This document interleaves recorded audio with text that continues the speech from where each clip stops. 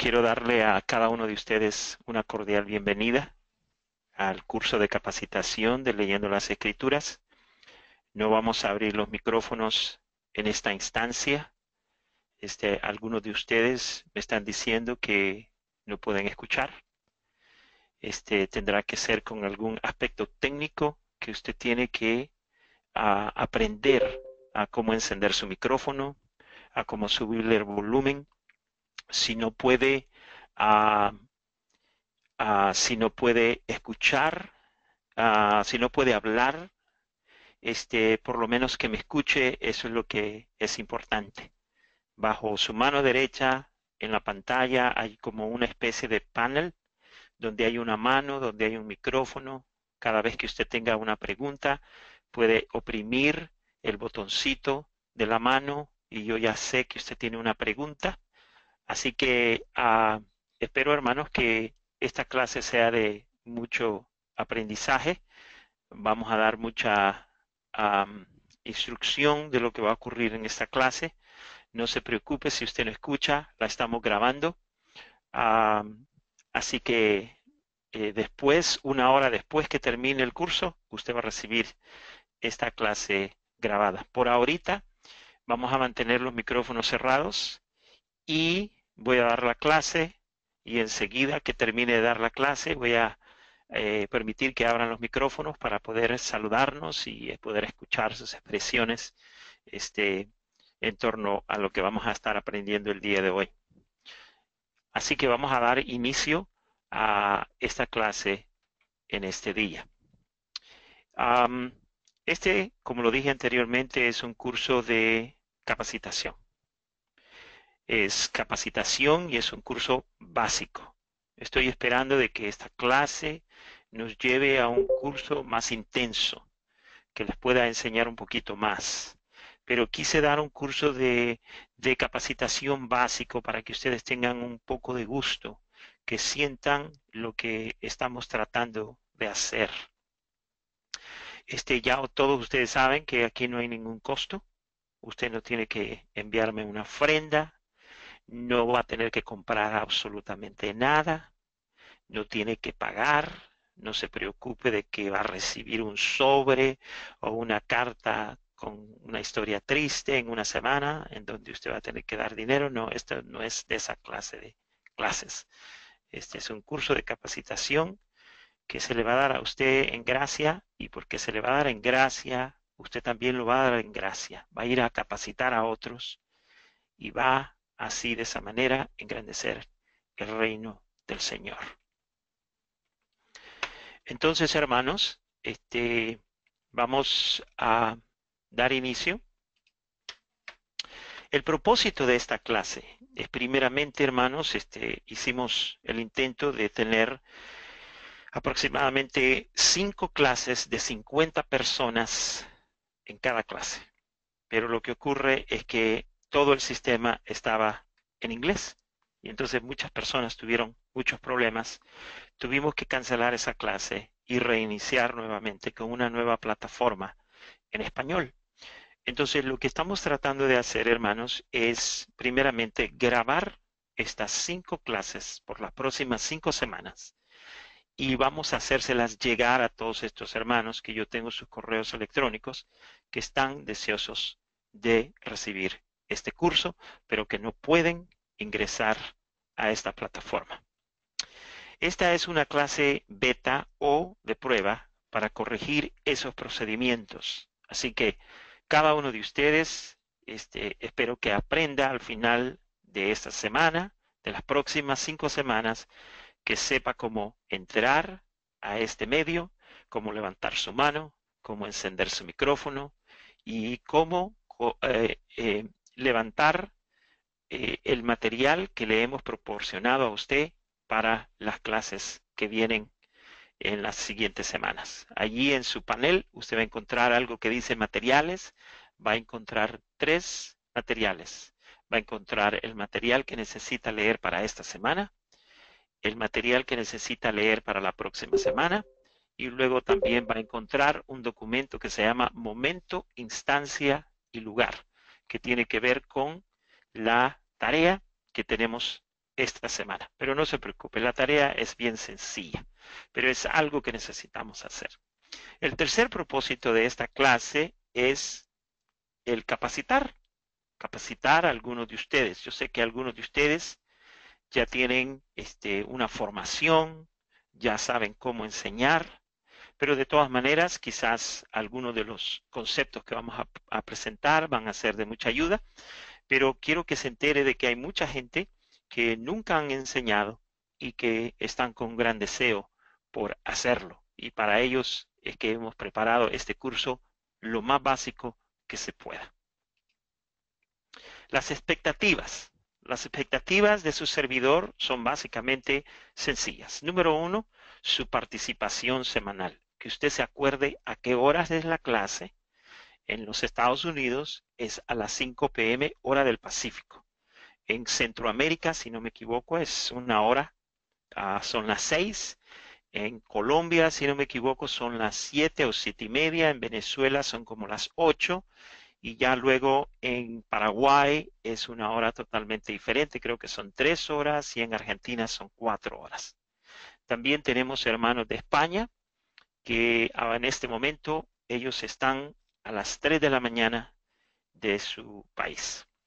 Entonces, la expectativa que yo tengo es que usted participe semanalmente. Aquí yo voy a estar por una hora y le voy a estar instruyendo. Su responsabilidad es estar a tiempo. Yo voy a abrir este fórum 30 minutos antes, le voy a poner algo de música. Oren, entren con un espíritu de oración. Que sea el Espíritu Santo el que nos enseñe a todos. Yo me encantaría tener palabras de vida, pero no las tengo. Así que el Señor es el que nos va a ayudar, y yo les pido y le imploro a usted, hermano, que tome esta clase con una entrega al Señor y que ore, que se prepare espiritualmente cada vez que usted entre. Va a tener usted lectura del material provisto y va a ser semanal. Esa es la manera como usted va a poder obtener las metas que este curso tiene. ¿Ok? Y vamos a tener algunas tareas, algo que le va a ayudar a usted a meditar y a poder instruirse un poco más. El calendario de clases. El calendario de clases es, como ya dije anteriormente, 5 semanas. En la primera semana, que es el día de hoy, estaremos hablando de la introducción. Es orientación, pero también vamos a tener una clase. La segunda semana estaremos estudiando, o sea, la próxima semana, estaremos estudiando la ciencia de la educación. ¿Ok? Vamos a estar hablando de ese tema muy importante. La tercera semana vamos a hablar de los 7 factores o leyes en la enseñanza. Y vamos a hablar de la ley número 1. Luego en la cuarta semana vamos a hablar de la ley 2, 3, 4. Y la última semana hablaremos de la ley 5, 6 y 7. Y vamos a dar por concluido el curso básico de capacitación de maestros. Luego les voy a hacer una invitación para pasar a otro curso que va a ser un poquito más avanzado. Allí vamos a aprender cómo hacer un sílabo, cómo hacer un bosquejo y cómo preparar una lección. Nos vamos a dedicar a hacer eso, y además de eso vamos a hacer un repaso de las diferentes leyes de la enseñanza. Y luego el curso avanzado, que para entonces yo espero que la mayoría de ustedes esté listo. Vamos a tener un curso en el que cada alumno va a hacer una presentación de un tema designado, pero lo van a hacer en grupo.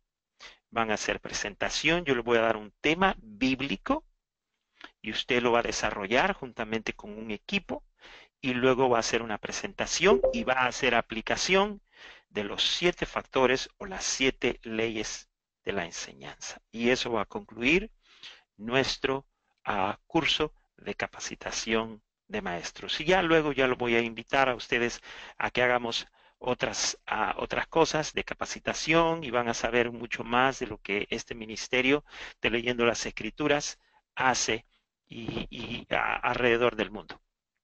¿Ok?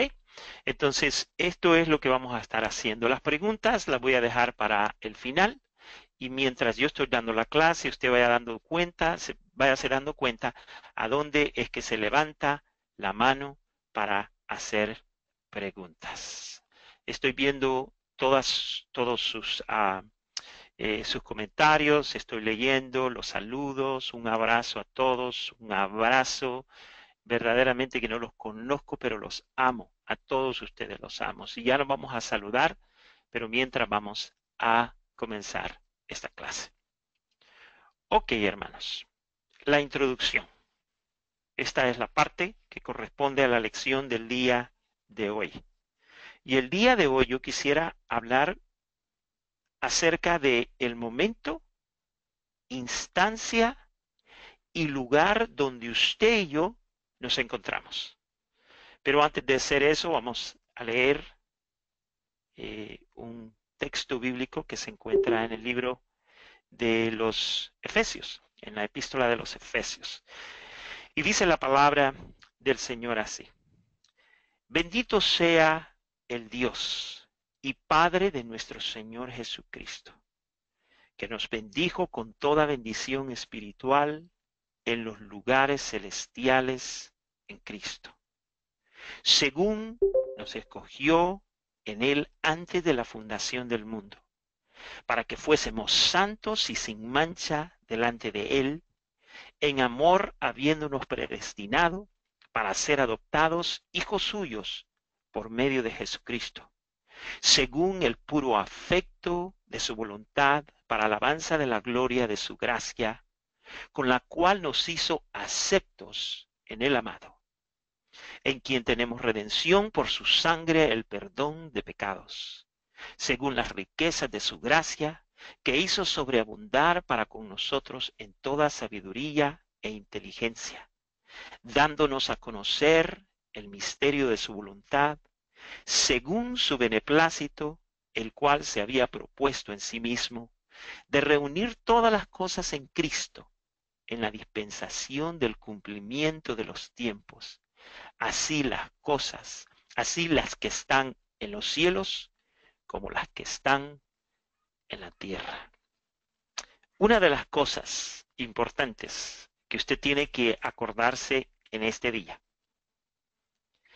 que la importancia de saber el momento, instancia y lugar donde usted se encuentra, tiene que ver con el hecho de que a usted y a mí Dios nos escogió. Y si nos escogió, no nos escogió simplemente para hacernos conocer como cristianos o como creyentes, sino de que Dios tiene un propósito específico para cada uno de nosotros. Y por eso es importante saber en qué momento, instancia y lugar cada uno de nosotros se encuentra en este preciso momento. Yo no sé el contorno de su vida, yo no sé sus problemas, yo no sé lo que está ocurriendo en su vida en este momento, pero una cosa sé, que si usted está en este lugar, está porque hace una semana, hace un mes o hace un año, usted estaba orándole al Señor y le dijo: Señor, yo te quiero servir, súpleme, provéeme, llévame a ese lugar donde yo puedo desarrollarme. Bueno, yo le voy a decir una cosa: usted no está aquí por casualidad, está aquí porque Dios lo trajo. Porque hay un grupo de hermanos, discípulos, que ha estado orando por usted, que hemos estado orando y que hemos estado pidiéndole al Señor que nos guíe y que nos lleve hacia donde usted está. Y estamos tratando todo lo posible para hacerle este proceso de entrar a estas clases de una manera fácil, y que esperamos que lo que estamos impartiendo con usted sea de bendición y ayude al pueblo de Dios allí donde usted está. Y eso tiene que ver con el lugar. Y que usted sepa que en esta instancia, en este preciso momento, hay algo que está ocurriendo en su vida. Este momento es un momento crucial, momento en la historia. Olvídese del momento cuando los discípulos existieron, cuando el Señor anduvo por esta tierra. Ese momento fue especial, ese momento ha de haber sido sublime, es precioso. Pero el momento más importante para usted es el momento instancia y lugar donde usted se encuentra en este momento. Porque de lo que usted sepa de ese momento, instancia y lugar, así es como el pueblo de Dios va a ser beneficiado por ese llamado que Dios le está haciendo a usted. Yo le quiero mostrar qué es lo que yo estoy hablando en este momento. Pensando en esta clase, yo quise compartir con ustedes algo de mi vida, para que ustedes sepan el momento, instancia y el lugar donde yo me encuentro, para que entiendan por qué estamos haciendo lo que estamos haciendo. Voy a comenzar, hermanos, hablándole a ustedes. He puesto una foto allí en 1963, en el año que yo nací. Acabo de cumplir 53 años. Nací en El Salvador, un país el más chico en Centroamérica, en San Salvador. Y en esa foto que ustedes ven ahí, tengo 6 meses apenas de haber nacido. Estoy junto a mi papá, que más adelante ustedes van a ver una foto de él. Estoy juntamente con él en un parque que se llama todavía el Parque de la Libertad en El Salvador. Y luego de 1963 les voy a mostrar otras fotos. Pues resulta, hermanos, que allá por los años 60, mis abuelos decidieron emigrar al hermoso país de Colombia. Y entonces mi abuelo era un corredor de seguros y él aseguraba a los políticos en ese país. Pues decidió moverse a Colombia y pues tuvimos que ir con él, con mi mamá, con mis hermanos. Así que yo viví en Colombia, si no me equivoco, de los 2 años hasta como a los 7 años. Así que en los años del 1960, en la época de Cochise Rodríguez, un corredor de bicicletas, en esa época yo me sentaba en las carreteras amplias, en aquel entonces yo las miraba amplias porque era chico, miraba a Cochise Rodríguez pasar por la avenida, siempre adelante, siempre ganando las carreras de Colombia. Todavía me acuerdo de esas instancias. Usted va a ver 2 fotos acá. Yo estoy aquí con mis hermanos. Yo soy el más chico. El más bonito que está allí, ese era yo. Y luego en el otro, usted va a ver que yo estoy también en Bogotá con mi hermano. El primer día que mis padres me compraron un triciclo. Usted me va a ver en esa foto. Luego, hermanos, de allí, desde ese entonces, sucedieron algunas cosas bastante interesantes. Y cuando yo hablo del momento, instancia y lugar en mi vida, en esa foto que está blanco y negro, donde ustedes me ven con mi triciclo, en ese entonces, yo vivía en un hogar donde mis padres y mis abuelos estaban bastante involucrados con cuestiones del rampa, del desdoblamiento del alma. Me hablaban a mí como niño de duendes, me hablaban de una infinidad de cosas porque parece que la familia estaba involucrada en cuestiones de espiritismo. Pero yo en ese entonces apenas tenía como unos 3 años, quizás, y yo invocaba el nombre de un Dios del que nadie me había hablado. Nadie hasta ese momento, yo me acuerdo que en la familia hablaba de Dios. Pero yo me acuerdo que en esa instancia todavía mi memoria me funciona, que ese día que me compraron ese triciclo jugando y mi hermano mayor me empujaba, tuve un pequeño accidente donde yo me raspé mi pierna y me salió sangre y yo miraba la sangre y miraba el pellejito de mi pierna que me dolía mucho. Y en ese mismo instante yo me acuerdo que yo dije, si yo cierro mis ojos y le pido a Dios que me sane, me va a sanar. Y yo, hermanos, nunca había escuchado de Dios. Pero yo en mi corazón estaba diciendo de que si yo cerraba mis ojos, al abrirlos iba a estar sanado. Yo me acuerdo que yo me puse a orar y le dije, Dios, por favor, sáname de esta herida que tengo en mi piernita. Y cuando yo abrí los ojos, no, todavía la sangre estaba, todavía el pellejito estaba suelto, no ocurrió nada. Pero yo me acuerdo que ese fue la instancia, el momento y el lugar donde por primera vez el Señor tuvo un contacto conmigo. Creció y pasó el tiempo y a los 12 años ya no vivía en Colombia, sino que vivía en El Salvador, en San Salvador, en un lugar que se llama San Marcos. Allí vivía yo, a los 12 años.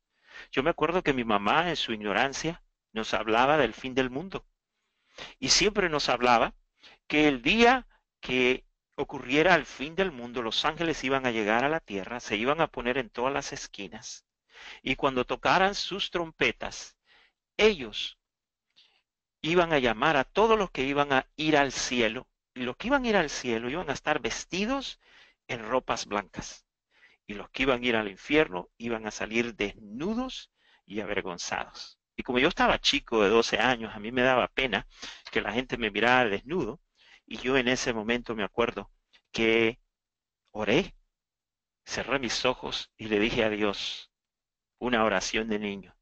Y le dije a Dios, Señor, yo quiero ser parte de ese pueblo que se va contigo. Yo no quiero estar desnudo. Quiero estar vestido de ropas blancas. Y eso es todo lo que me acuerdo. Los años pasaron y finalmente a la edad de los 16, 17 años emigré a los Estados Unidos. Fue en 1979 cuando yo llegué a los Estados Unidos y venía con la enfermedad de la rebeldía, venía confundido, lleno de mucho rencor y enojo. ¿Por qué? No me pregunte por qué, porque no sabía. Ustedes van a ver ahí, mi foto era bastante flaquito, feíto, pero se me ve el rostro que yo estaba enojado en 1979. Luego, en 1979, aproximadamente como a los 2 años, en 1981, vine al conocimiento de nuestro Señor Jesucristo. Ahí ustedes van a ver otra foto, cuando recién convertido, a los 16, 17 años, vine a los pies del Señor Jesucristo, me convertí en un campamento de jóvenes.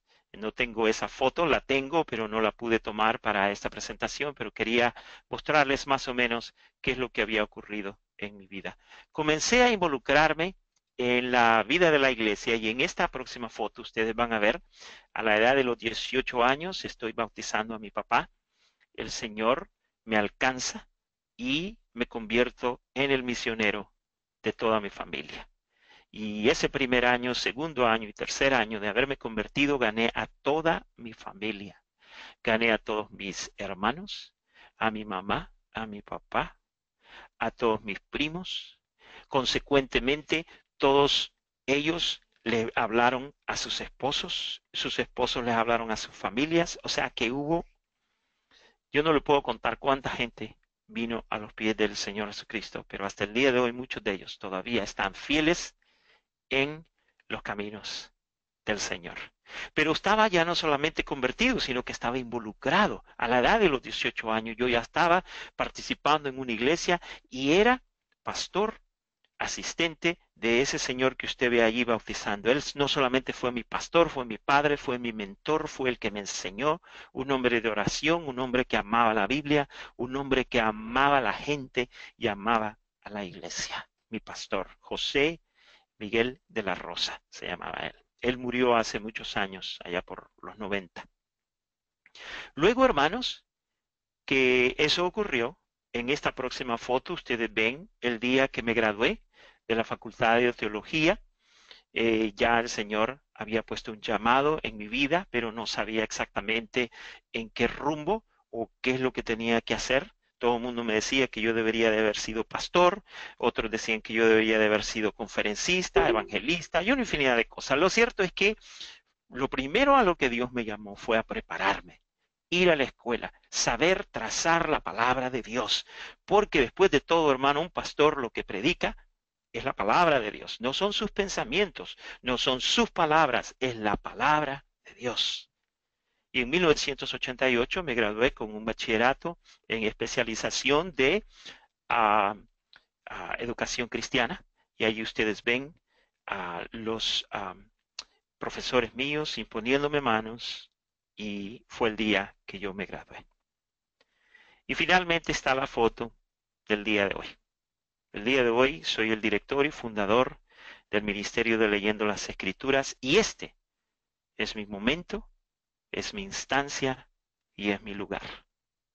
Y ahora puedo entender lo que Dios quiere en mi vida. Pero antes de poder entender eso, tuve que hacer un historial y acordarme del primer momento en el que Dios tuvo que ver algo conmigo. Y eso, hermanos, es lo que ustedes van a hacer también. Ustedes esta semana que viene van a hacer su primera tarea. Ustedes tienen que aprender y entender, saber y conocer su momento, su instancia y lugar en el que ustedes están viviendo en este momento. Allí en Venezuela, allí en El Salvador, allí en Honduras, allí en Colombia, en Paraguay, en Chile, de donde usted me está llamando, allí usted tiene que saber y conocer el momento, instancia y lugar en el que usted vive, porque Dios puede enviar a sus ángeles, pero Dios no va a enviar a sus ángeles, porque Dios lo ha escogido a usted para que usted lleve adelante la obra que Él ha puesto en su corazón.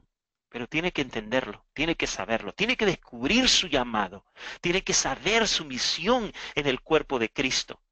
Tiene, hermano, que dejar de ser un Jonás moderno. Tiene que dejar de huir y tiene que entender de que Jesucristo lo salvó con propósitos eternos que tienen que ver con su obra aquí en la tierra. Dice la palabra de Dios en Romanos 11:29, porque irrevocables son los dones y el llamamiento de Dios. Hay muchos de ustedes que comenzaron bien, que sentían esa pasión y ese deseo por servir a Dios, pero se olvidaron. ¿Por qué? Porque se deslizaron, porque se fueron por otros rumbos. ¿Por qué? Porque se convirtieron en Jonás. Pues ha llegado el momento. Y si usted está aquí, este llamado es para usted. Este llamado es personal. Este llamado no tiene que ver con nadie de los que está en el salón de clase en este momento, sino que tiene que ver con usted. Tiene que ver con Eduardo, tiene que ver con Elide, tiene que ver con Gabriela, tiene que ver con Janet, tiene que ver con José Pacheco, con Keila, con Magali Castellanos, con Mayra Ortiz, con Miriam, con Norma, con Ofelia, con Sandra Romero, con Santos Orangel, con Sara Martínez, con Teresa Canales, con Geraldine, con cada uno de ustedes como individuo. Dios quiere que escuches estas palabras. Deja de ser un Jonás moderno. Quiero darles a ustedes una reseña histórica de cómo llegó la iglesia a este momento, instancia y lugar. Cuando yo estaba en la Facultad de Teología, en 1983, por primera vez, se nos introdujo a nosotros los estudiantes que estábamos estudiando para pastor, un nuevo curso que se llamaba el Igle Crecimiento. Esta era una ciencia, una nueva teoría que buscaba enseñar a los nuevos pastores la ciencia de cómo hacer crecer una iglesia. Era una clase innovadora, era una clase que muchos consideraban importantísima para un pastor. Todo mundo en ese entonces estaba viajando a Corea. Querían ir a conocer al señor Paul Yonggi Cho, que ahora se llama David Yonggi Cho, un pastor coreano que en aquel entonces, en los años 80, gozaba de 100,000 miembros en su congregación. Era un avivamiento. Todo el mundo quería saber cómo alguien puede llegar a tener una iglesia tan grande, una mega church, inmensa, 100,000 miembros. Para el año 2007, esta iglesia ya tenía 850,000 miembros y el día de hoy es todavía la iglesia más grande con 850 miembros, aunque tiene muchos problemas en este momento. En aquel entonces, hermanos, en los 80s, surgieron las células, como le conocemos aquí en los Estados Unidos, o los grupos pequeños. Era un método que no solamente fue usado por Joel Yonggi Cho, sino que fue usado en muchos años atrás, en la época de la Reforma, por el señor John Wesley. Él usaba los grupos pequeños para evangelizar y para discipular. En los 80, en los Estados Unidos, hubo mucho crecimiento numérico. Nuestra iglesia, a la que yo asistía, tenía apenas 35 miembros, la mayoría eran jóvenes o ancianos. No pasábamos de lo mismo. Pero de un abrir y cerrar de ojos, la iglesia creció de 35 personas a más de 1000 personas. El día de hoy esa iglesia es mundial. Tiene muchas misiones en muchas partes del mundo. Pero crecimos en un periodo de 5 años, construimos nuestro templo 3 veces. Era chico, fue mediano y llegó a ser grande. La iglesia llegó a comprar casi toda una cuadra, casi una manzana, muchas casas, una infinidad de propiedades porque no nos dábamos abasto y la iglesia crecía y crecía y crecía. Y eso ocurrió a principios de los 80. Entonces, en aquel entonces comenzaron a surgir la idea de que el énfasis tenía que ser en el crecimiento numérico. Era la voluntad de Dios que ganáramos a todo el mundo y por lo tanto era normal que la iglesia comenzara a crecer numéricamente. Surgieron desde los 1950, de los años 50, pero en esos años, de los 1800, surgieron una infinidad de mega churches o iglesias gigantes. Por ejemplo, la Catedral de Cristal. Está aquí cerca de por donde yo vivo. En aquel entonces el pastor de esa iglesia era Robert Schuller, con el positivismo, su mensaje de cuestiones de la mente y de positivismo, y muchos lo consideraban como evangélico. Hasta este momento aquí en los Estados Unidos hay arriba de 1900 megachurches. Cuando estamos hablando de megachurches estamos hablando de 10,000, 20,000, 25,000, 30,000, 40,000. La iglesia más grande en el mundo, como ya les expliqué, es la de Paul Yonggi Cho. Tiene 831,000 personas. La más grande aquí en los Estados Unidos tiene 43,000 personas y es la iglesia de Joel Osteen, que está aquí en Lakewood, en la ciudad de Lakewood, en Texas. Iglesias inmensas, inmensas. Ahora, ¿qué ocurrió con todo este énfasis sobre los números? Bueno, sucedieron por lo menos 3 tragedias. Una tragedia que tiene que ver con la educación, otra tragedia que tiene que ver con la visión y otra tragedia que tiene que ver con el pueblo de Dios. La educación. Primeramente, como el énfasis fue en los números, la escuela dominical desapareció. Fue eliminada totalmente en la mayoría de las iglesias y fue reemplazada con otros proyectos. Los programas discipulares fueron reemplazados.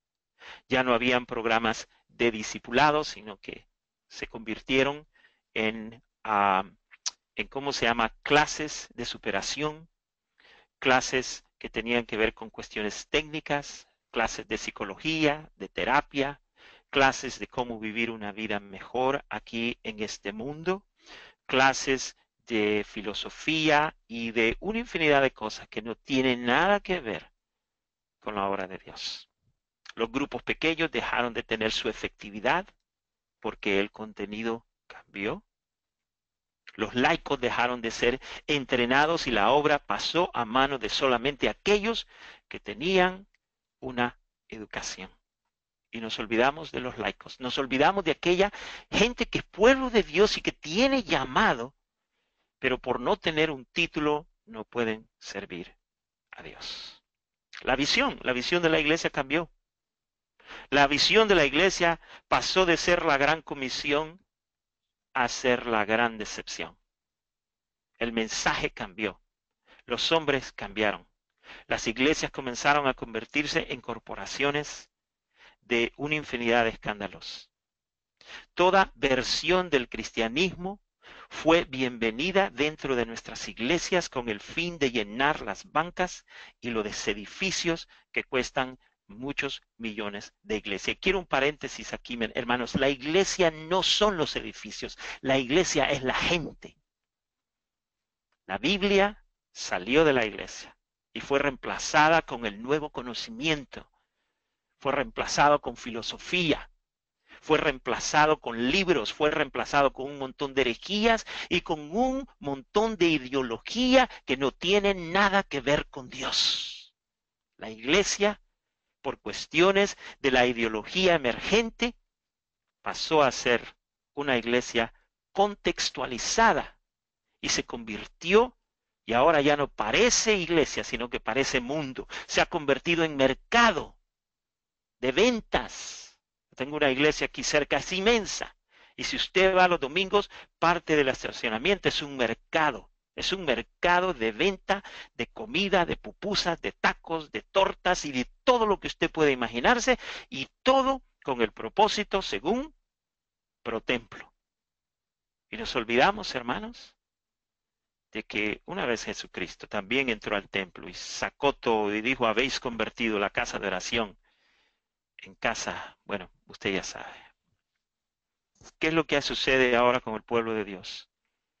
El pueblo de Dios ahora anda ambulante. Un pueblo sin pastor, sin dirección, volcado al enojo, a la frustración y lleno de mucha duda. Es un pueblo lleno de miedo, de temor, de no saber lo que va a ocurrir el día de mañana, lleno de incertidumbre. El amor de muchos se ha enfriado en las cosas más básicas de su fe, como dar y participar.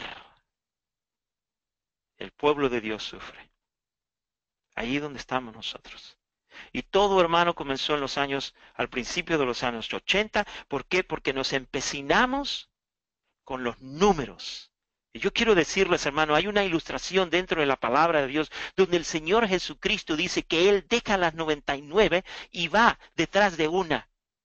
Porque para el Señor Jesucristo una es más importante que el estar poniendo su énfasis en 99. Nosotros en la iglesia de hoy en día nos vamos detrás de las 99 y nos importa un comino lo que esté sufriendo una persona.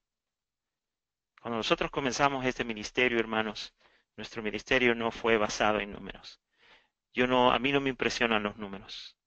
Yo voy, hermanos, a viajes misioneros donde hay 10 personas, donde hay 20 personas. A mí no me impresionan los números, porque Jesucristo cuando murió en la cruz del Calvario murió por uno, y luego los muchos fueron salvos. Así que los números no me impresionan.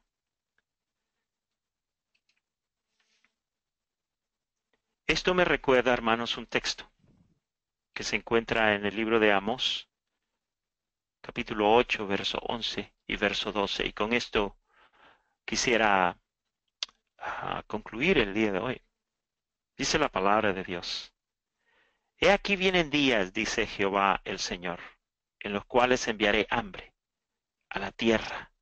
No hambre de pan, ni sed de agua, sino de oír la palabra de Jehová. E irán errantes de mar a mar, desde el norte hasta el oriente, discurrirán buscando palabra de Jehová y no la hallarán. Es curioso este texto. Es bastante interesante, hermano, como este texto tiene gran relevancia para la historia, el momento, la instancia, el lugar en el que nosotros estamos viviendo. Primeramente, quisiera hacerle ver a ustedes 3 puntitos bien básicos en este texto. El primero, hambre a la tierra, no hambre de pan ni de sed de agua. Hace unos días nos reunimos en este foro para orar por Venezuela.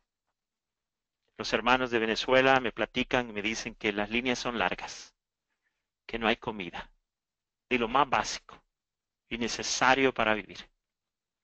Están reduciendo sus comidas diarias a 1 por día y en algunos casos se van a dormir sin comer, porque aunque en el país hay comida, no la encuentran, no la proveen, no la dan. Todo el mundo se pelea, todo el mundo está en un alce en contra de su hermano, porque todo el mundo pues tiene que proveer para sus familias. No hay agua. Y hace pocos días los discípulos que tenemos de Venezuela no tenían luz.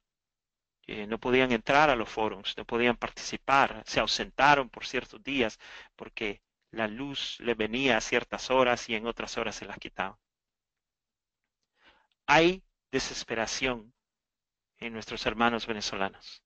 Hay llanto, hay aflicción.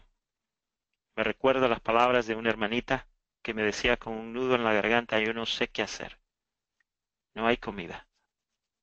Y hay veces que uno como adulto, hermano, uno puede dejar de comer, pero cuando ve a sus hijos que no tienen un bocado de comer, eso parte el alma. Y esa es una carga que todos nosotros que vivimos fuera de Venezuela deberíamos tener. Deberíamos de orar por nuestros hermanos en ese país. Pero le voy a decir algo, que a pesar de todos, el venezolano me pide orar para que Dios avive a su iglesia. Sí es cierto que necesitan pan, sí es cierto que necesitan agua, sí es cierto que necesitan las cosas básicas de la vida, pero me piden orar por ese mensaje de guía, de paz y seguridad, por esa doctrina confiable y pura. Necesitan pastores dedicados que ya dejen, que se cansen de vivir para ellos y comiencen a predicar y pastorear a la iglesia por la que Jesucristo murió. Eso me piden. O sea que, hermanos, no es solamente hambre de pan. Es más, la palabra de Dios nos dice que no solamente de pan vivirá el hombre, sino que de toda palabra que sale de la boca de Dios.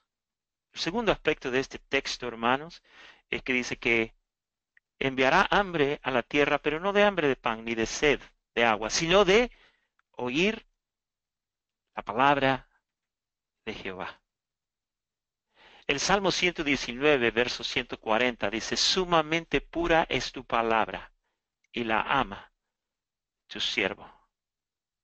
El mundo, aunque con sus diversos problemas todavía quiere y necesita escuchar la palabra de esperanza, la palabra pura de Jehová, pero sin Biblia, hermanos, no es posible. ¿Cómo una iglesia puede predicar un mensaje de vida si se ha olvidado de la Biblia? ¿Cómo tú puedes recibir visión? ¿Cómo tú vas a poder vivir en avivamiento si te has olvidado de leer tu Biblia? La iglesia de hoy se ha empecinado en ver videos de YouTube, escuchar predicaciones, leer libros que no tienen nada que ver con la palabra de Dios, pero no abren su Biblia. La Biblia todavía está llena de polvo en sus casas. Para eso existe este ministerio, para hacer un llamado al corazón de toda la iglesia, para que regrese al texto sagrado de la Biblia. El mundo necesita escuchar la ley de Jehová, que es perfecta y que convierte el alma. Necesita escuchar los testimonios de Jehová, que son fieles y hacen sabio al sencillo.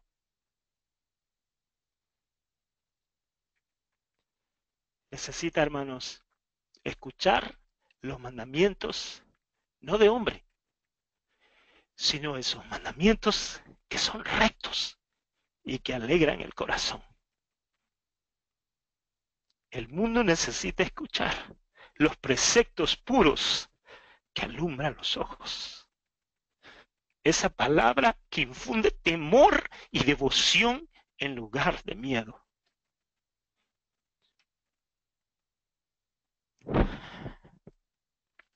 Piénsame, hermanos.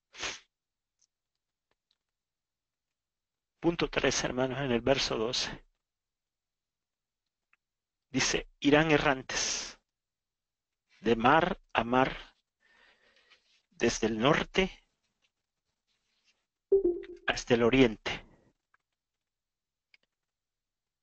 Discurrirán buscando palabra de Jehová y no la hallarán. Yo me explico, hermano, cómo en el mundo alguien el día de hoy tiene que ir errante de mar en mar, desde el norte hasta el oriente, discurriendo, buscando la palabra de Jehová, si el día de hoy es cuando más se predica. En el año de 2009, una compañía muy famosa aquí de cable en los Estados Unidos que se llama DirecTV, la red que se llama TBN o Trinity Broadcasting Network, es una de las redes más grandes de programas religiosos, abrieron un programa que se llama Enlace. Lanzaron su programa de televisión en todo el mundo. En ese entonces DirecTV tenía y gozaba de una audiencia de aproximadamente 18 millones de clientes. El día de hoy, después de tantos años, sobrepasan quizás los 100 millones y quizás más en todo el mundo. Esto es sin contar con las networks que otros programas de carácter religioso están en el mundo. Entonces, mi pregunta es, ¿cómo es que el mundo irá errante en busca de palabra de Jehová y no la hallarán? Es muy simple, porque lo que se predica en muchas de estas redes, programas, no es ni tiene nada que ver con la palabra de Dios. Son consejos mundanos, son consejos que le ayudan al ser humano quedarse y arraigarse más a este mundo y más cuando la palabra de Dios dice que pongamos los ojos en las cosas de arriba. Somos ciudadanos celestiales y tenemos que hablarle al mundo y tenemos que hablarle a aquellos que son cristianos que regresen a Dios. Los mensajes del día de hoy son psicología, mensajes envueltos con capitas de religiosidad para hacer creer a las personas que es palabra de Dios. Pero la iglesia no se engaña. Mis ovejas oyen mi voz, dice la palabra de Dios.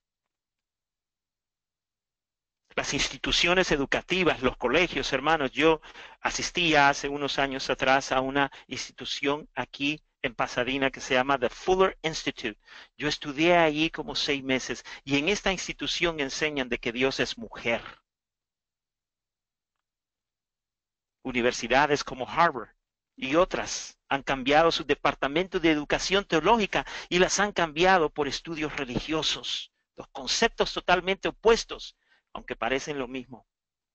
El uno trata con las cosas que hablan o se refieren a Dios y el último trata con la antropología y el comportamiento del hombre.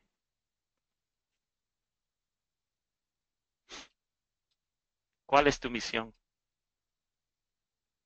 ¿Cuál es tu misión esta semana? Tu misión, hermanos, es escribir. El instante cuando Dios tuvo contacto contigo por primera vez. Describir cuál fue su caminar hasta su conversión y cómo llegó hasta este día. Y luego pregúntese y contéstese, ¿a qué me ha llamado Dios? ¿Cuál es mi misión en el cuerpo de Cristo? Esa tarea la vas a hacer por escrito y me la vas a enviar a esta dirección que ves ahí. Esa es tu tarea, hermano. Si usted no hace su tarea, no me hace ningún daño a mí. Se lo va a hacer usted mismo. Y se lo va a hacer usted mismo porque no va a aprender.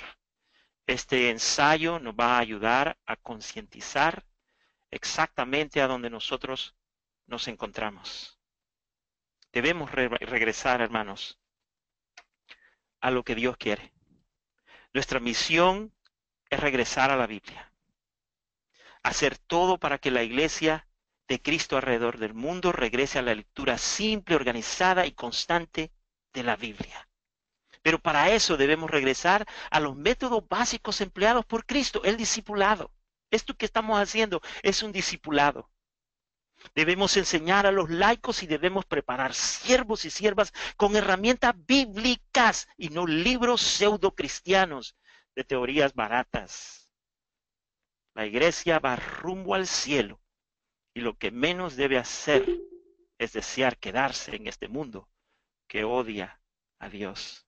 Así que su misión es escribir una hoja de papel el instante cuando Dios tuvo contacto con usted antes de llegar a su conocimiento. Hablar de su camino hasta el día que se arrepintió de sus pecados y nació de nuevo. Y luego ver cómo Dios lo trajo hasta este momento, esta instancia y lugar en donde usted se encuentra.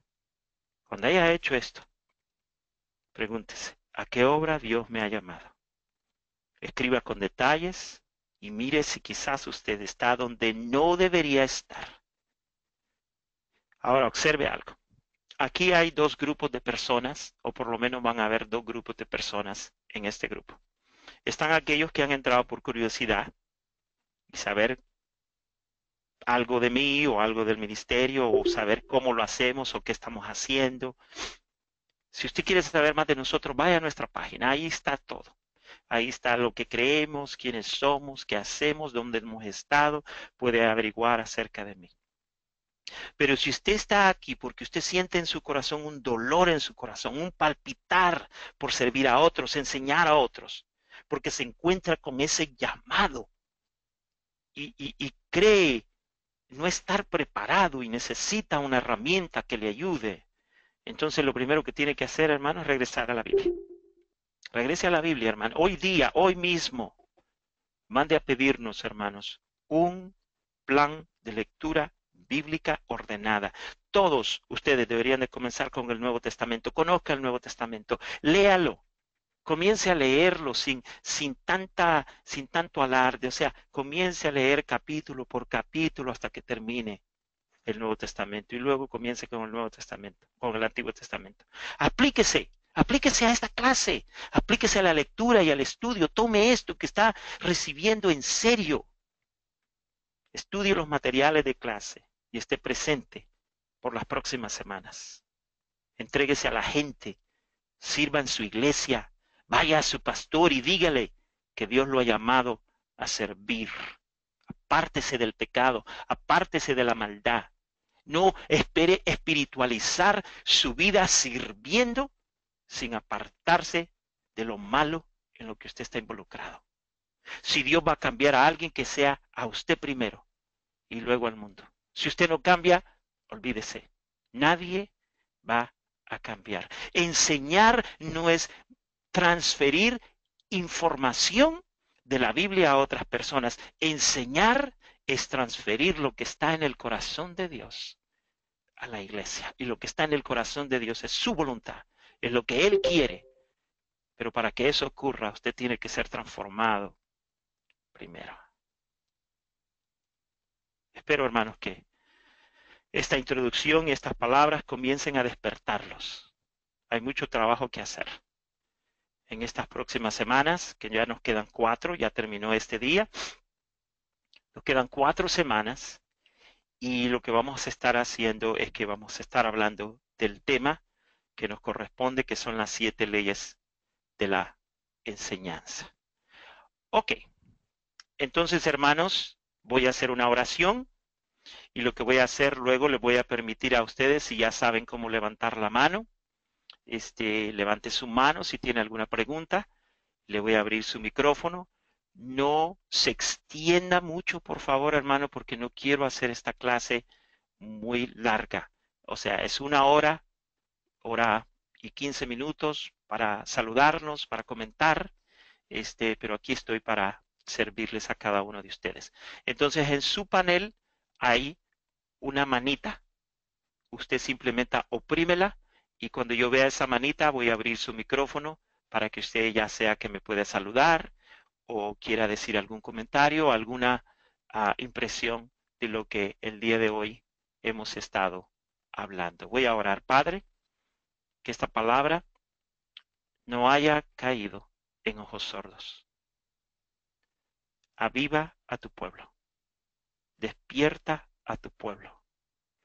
Habla a tu pueblo. Por favor, Señor, te lo suplico, te lo pido. Gracias por cada uno de estos hermanos que tú has permitido que entren.